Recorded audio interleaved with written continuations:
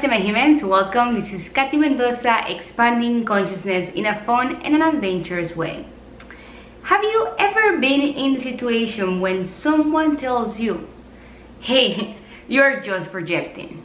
In this video, we are going to talk about what projection is and why do we do this? We all project. And perhaps we don't know why we do it and how to stop it. And I'm gonna start with expressing how all of us humans, we are born a whole. But that wholeness is short-lived because of our families and the society that we are born in, right? This society that is not evolved yet, not completely evolved yet.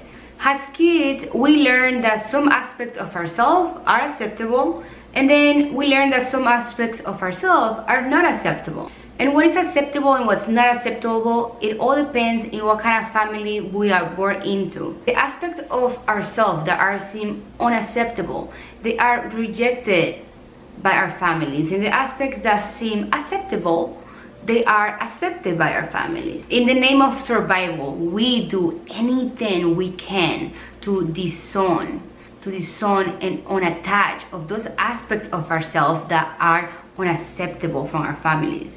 And we do everything that we can to exaggerate those aspects that seem to be acceptable from our families. This survival technique that we learn since kids creates a split within us. This is called the conscious and the subconscious. For example, if you were born into a family where anger, the emotion of anger, was not acceptable, was not look okay, it's like, no, you cannot be angry, don't be angry, or no. Then you started to really deny and suppress that emotion of that anger. Every time that you will feel angry as a kid, you will not express it because it's not acceptable in the family. So you learn to suppress that anger. So just to learn to suppress that anger since a young age. But what happens with that anger that you suppress? It doesn't just go away. That anger is just suppressed there, and all you're doing is that you are consciously denying it. So now when you are consciously denying of that anger, of that emotion, what happens now is that it moves to your subconscious. Now let's continue saying that this is you. That was that kid that could not express his anger as a child. So you learn to suppress that anger and to just move it into your subconscious. So now that you become an adult, you are very unaware of this anger that is actually that you're carrying inside. You cannot see yourself clearly because you have been denying that part of yourself for all this time. So when somebody comes to you and tells you, hey, you're angry, you are going to deny that and suppress that, and you're, what me? No, I'm not angry. I'm super easygoing. What are you talking about?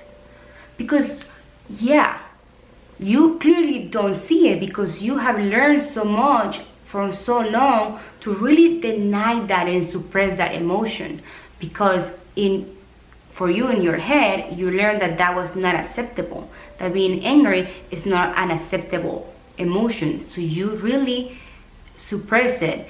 And if anybody brings it up to you, you're going to be like, what? No, that's not me. I am the super easygoing, happy person. What are you talking about? Denying our emotions makes us lose our conscious awareness of it, but it doesn't disappear. In order for us to recognize what we are denying or suppressing, we have to really connect with the pain of the absence of it. And this is what self-awareness is. It can be difficult and very uncomfortable, and all of us have been through that process of splitting ourselves into parts that are on and good and parts that are disowned and bad. So we disown the ones that we don't want to see in ourselves because we learn that that's not acceptable, and we take on the ones that are acceptable, and it's like we take those on and even make them bigger, because we learned that that's acceptable, so it's a good thing. So I'm going to do it more and more because it's acceptable in society. And I'm going to suppress all the ones that are not acceptable. And I deny them and I don't like them because other people never like them. I don't like them about myself. but they are still there. And this split of these parts of ourselves is what causes that emptiness. That is what causes self-rejection. So you start to reject parts of yourself. And now that emptiness that sometimes you may feel, that emptiness is the emptiness of not accepting parts of yourself or having to reject parts of yourself because they are not acceptable. And that causes that emptiness inside. That self-rejection that you've been doing to yourself. And now we're here in this human experience. In our souls, our soul is motivated by one thing, and that one thing is to bring us a whole again, to make yourself, your soul wants you as this human to become whole again. In order for us to become whole again, we have to accept all those aspects of ourselves that we have disowned all this time. Self-awareness doesn't become easy to all of those people that really like to avoid the pain, that are so used to avoiding the pain, because self-awareness can be very painful when you start to see all these different parts of yourself that you have disowned your whole life, and now you have to come into peace with them. So now, how does all of this connects to projecting? Since our souls really are always going into the completion, the wholeness. So what your soul does is that your soul tries to find a partner that completes, that has all of those parts in yourself that you have rejected. That means that the external world becomes the substitute of what is missing in the internal world. We go out looking outside for all those parts that we have rejected in us, that are in us, but we learn to really push it in the subconscious and we really do not see it. Therefore, we project it in other people. Getting it? Isn't that cool? Isn't that cool? Super cool. This is the reason why in our partnerships and our friendships, we tend to attract and be pulled by those both extremes. We attract friends and partners and people into our life that mirror those both extremes of ourselves, those both parts of ourselves. And we do this in order for us to have the chance, to have the opportunity to be aware of this duality within us. Our romantic partners or our closest friends really tend to be our opposite mirror. If you pay attention to your partner right now, you think about your partner or your best friend. Sometimes we're like, why am I with this person? Like, they're completely different than me. And there it is, because we tend to attract that mirror that's an opposite mirror to you. They reflect the parts of ourselves that we have learned to suppress, and we reflect the parts of themselves that they have learned to suppress in themselves. Example, in a relationship, an outgoing and loud and needy person may end up in a relationship with an introvert and a quiet person, and they both may cause pain to each other at times because they are reflecting and reminding each other of all those aspects of themselves that exist within in their subconscious that they have been rejected. And that's when something bothers them, you're so loud. Why? Because now that the person that is getting annoyed because the other partner is loud, it could be that this person has inside suppressed all those moments that he wanted to be loud because it was not acceptable, so he had to become quiet. So now when they see it in another person, it's like, oh, because now you have the opportunity, that person has the opportunity to be self-aware and be like, why does this bother me about my partner? Oh, and then you can start and work on it. And guess what? We recognize and see in others all the things and aspects of ourselves that we have learned to deny and suppress in ourselves.